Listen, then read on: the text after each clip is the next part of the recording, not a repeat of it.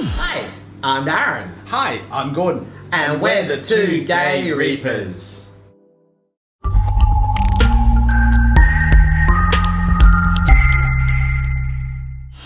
Hey reefers, welcome to 2020. Wow, 2020. We're here again. We are in fourth year. Fourth year of the channel. Fourth year reefing as well. Fourth year reefing. Fourth year reefing. That'll be in the blooper. Fourth year of reefing. Yes, it's been an incredible journey. Yep. But we also had a really good break. It was late last year. We changed our wave makers because we realised we didn't have enough flow after we installed the Clara C. That's made a big difference. Unfortunately, it made a phosphate spike. Two things from the phosphate spike. We lost some coral, we lost some bird's nest, and we lost some Monty. Unusually enough, you'd think those are the ones that would survive. Acro sort of stayed stable. And it cleared out all the junk on our rocks, which obviously caused the phosphate spike. So through the middle of our rock system here, there's actually five separate little bombies. There's actually a clear way through the middle of it where the fish can swim through all the time. And that was actually building up with crap.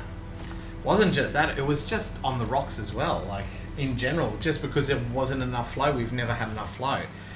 And it was good to get that sorted. So although we lost some coral, it was good to actually get flow back in the tank and get it cranked up.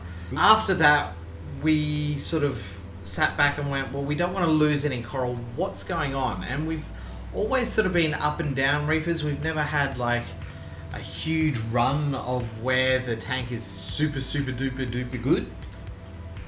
One of the reasons for that is we do roughly fortnightly, every 2 week water changes. We use natural seawater. Mm-hmm. We've never once tested or even thought to test. It wasn't until Nick from Nick's Aquarium, our sponsor, said, when you're doing water changes, do you test that water first? It's like, well, then we think no. It was like an oversight on our part. Basically, when we started using natural seawater, we were getting just plastic drums. 20-litre plastic drums that aren't clear, very hard to test from. Yeah. Really. Yeah. And that was the main reason why we were having up and down parameters. Like, our parameters weren't really sort of like getting anywhere close to being stable, and our corals suffered. Yeah. We started every day of the week testing our parameters every day, and we'd be adjusting our supplements accordingly. Just to try and get that base level for the tank to run at. So we did that for a whole week, and then by the time we got round to the second week, we noticed we tested on Monday, we tested on Wednesday, and it was pretty much stable. So we finally got somewhere there. Yay. Yes. We need to go downstairs and actually test the water in our IBC and see where the parameters are in that, and work out what we need to do to bring them up to where, so that it matches this. Yeah, so we've got some powdered Red Sea supplements, A, B, and C. So we're going to use that to sort of stabilize the levels in the IBC. So then when we do a water change, we can chuck it in here. We know that it's not going to change it except for getting rid of the nitrates and phosphates. And Bob's your uncle. We got a few corals to start off the new year, make everything look pretty in Reefzilla, ready for this update. And then our friend Nick and sponsor came along and said, I'm cleaning out the shop tanks, would you like some corals that are in need of rescue? And we just went, rescue corals? Hell yeah! Darren was sitting on the couch, we were having a relaxing Saturday afternoon, and he's like, Nick's giving away corals. I'm like, huh? He's like, Nick's giving away corals. I'm like, what do you mean Nick's giving away corals? He said, he's cleaning out his tanks. Like, alright. So we literally dropped everything and went. Yeah. All you got to say to this person, free and corals, and you've got him booked. So we came back with a nice big styrofoam box full of coral.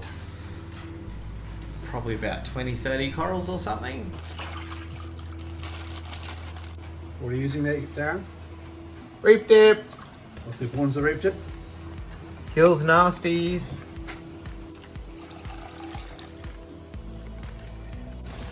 Still going. Got another 4 bags. Get in the candy store. Yes. Cleaning. Cleaning. This could be a while. Whose toothbrush is that? Gordon's. Yay. After a whole week, we've got the corals in. A lot of them are glued in. We've got a few more on the frag rack left to go over there. We've got some exciting stuff happening for Reefzilla this year, continuing on with that stability theme that we're trying to crack on with. Let's have a look at Reefzilla and check out how we've gone.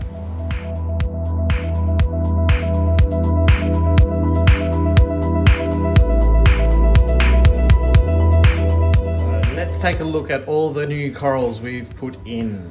Again, thank you, Nick, our sponsor.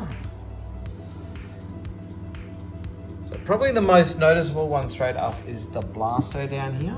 Now this blasto colony is quite nice. So I've always wanted a nice big colony of blasto and I'm too impatient to grow it out myself. So let's get a ready-made one. This probably has about 30 odd heads on it. Really nice. To go with our original elegance, we got another elegance next door to it. So that's a pink tip elegance, which is quite pretty. Our original Duncan colony is going really, really well, really healthy, really happy with its progress. As you can see, it's getting nice fluorescent green at the base again. And it's actually growing a bit more skin on the skeleton, which is nice. To go along with that, we decided to buy another Duncan as well. This is a lighter green one. We got this one from Nick. Nick was doing some bushfire auctions, so all proceeds from the coral auction went to the bushfires. And we picked up this lovely, lovely piece. It wraps just nicely around the rock. It was perfect for where I wanted to put it. This is our Digi, our forest fire Digi. As you can see, it's not looking good, but this is actually looking better than what it was. When we had that phosphate spike, it was one of the ones that pretty much carked it, but it's actually growing back. It's actually got quite nice coverage and it's getting larger every day. We have another red Digi there. That one was from Nick, one of the rescue corals. Now I'm not quite sure if it's a forest fire, but it's pretty much has no color at the moment. It's a nice brown shade, but we'll see how it colors up.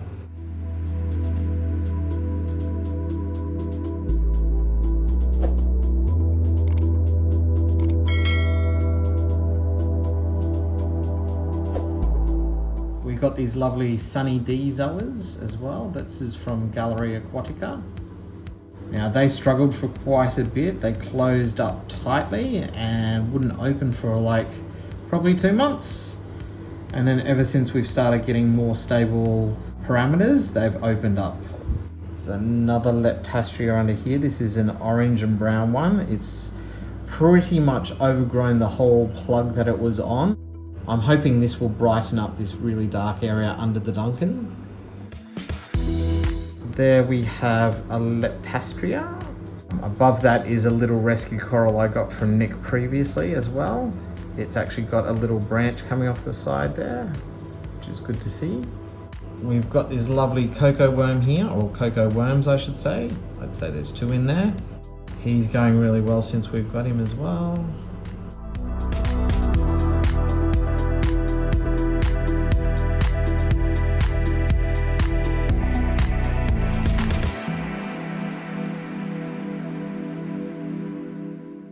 Star of the show is this huge big Ningaloo clam that we got for quite a bargain at Reef Secrets down on the Gold Coast. Thank you, Darren. And that's not me, that's Darren, the owner. I've always loved Ningaloo clams ever since we had the last one that we lost. This one is an absolute beauty. It's probably a little bit larger than that one already. The shell on it was really nice and clean when we picked it up as well, so there was no pests or vermitid snails or borers on it or anything like that, so I have high hopes for this particular clam.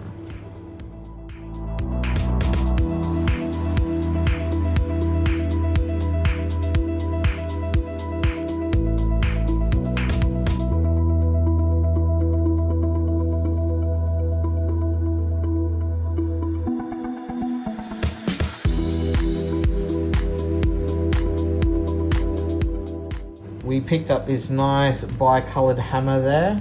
It's a nice simple wall hammer, but I love the colours of the green stems and the blue tips.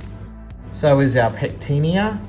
Now it actually fell onto the hammer down below. There's a little pale section right in the middle there.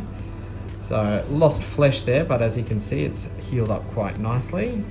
Down the bottom here, this is new. This is a rock that I've put some candy cane frags on, some nice nuclear green ones. Ultimately, I want to get a nice big round football-sized head of candy canes. 4 little heads. Let's see how big it can get.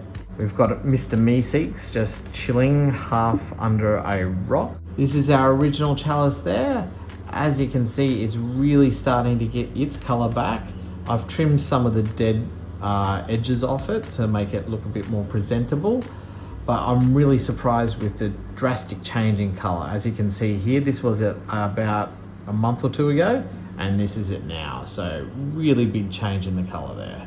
I'm actually really pleased with the production of coralline algae. They're spotting all over the rocks. Hopefully we'll have some nice purple rocks soon instead of this ugly browny sort of hairy stuff. We've got lots of miscellaneous little acro frags and bird's nest frags.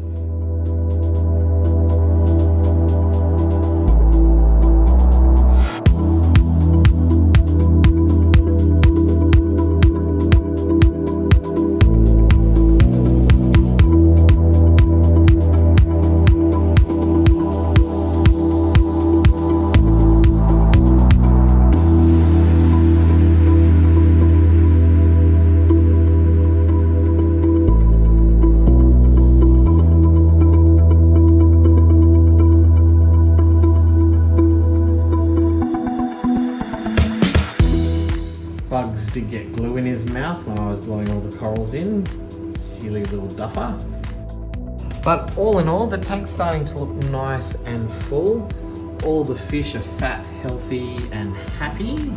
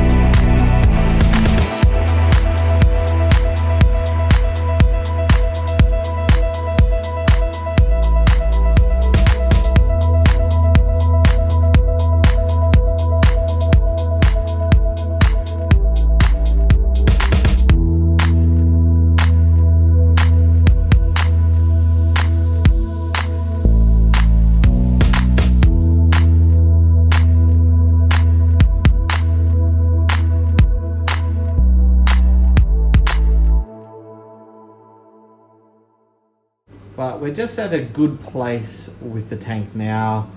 We can sit back and let stuff grow a little bit, make sure everything stays nice and stable and healthy. and then await the arrival of some new fish in the future.